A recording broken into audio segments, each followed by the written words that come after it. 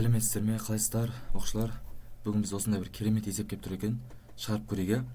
Көбейткіштерге жіктеңіз дейді. Енді оқушылар мынандай жақшаны ашып, мына квадратты бүйтіп, мынаның бәрін ашсақ болады. Кішкене қиналсақ болады. Бірақ оқушылар бір оңай жол бір қараңыздаршы. Мынау және мынау екі жақша бір-біріне тең болып тұр ма іші? Демек, мынаны бүйтсем болады ма? Қараңыздар. А квадрат қосылған а плюс 4-тің квадраты қосылған мына 4а көбейтілген мынаны бүйтсем бола ма? 2 көбейтілген а квадрат қосылған а қосылған 4. Мына 2 көбейтілген, мына енді 4аға толтыру үшін тағы да 2аға көбейтуім керек оқушылар. Дұрыс қой?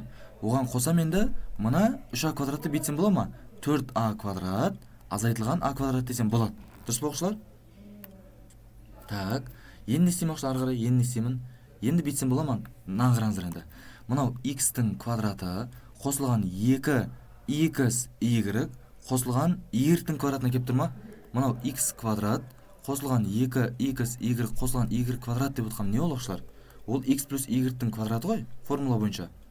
Сонда вообще мына бағанағы мына нәрсенің бәрін, осы нәрсенің бәрін оқушылар бүйтсем бола ма? x плюс y-тің квадраты десем бола ма?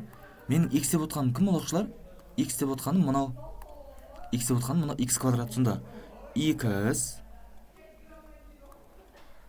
плюс y деп отқаным кім оқушылар? Y деп отқаным мынау y квадратының 4а квадрат болса, y ол 2а болады екен.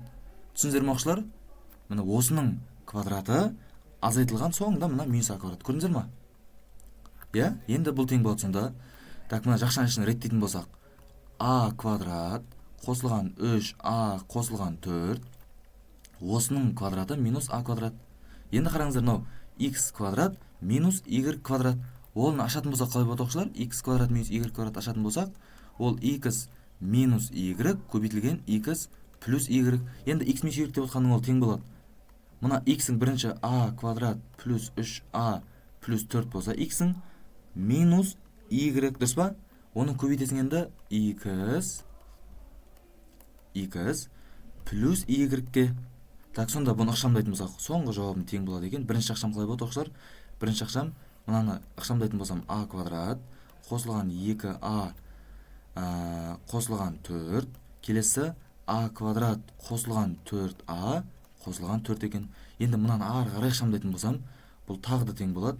а квадрат қосылған 2а қосылған 4 көбейтілген, ал мына а квадрат қосылған 4а қосылған 4-ті бүйтсем бола ма?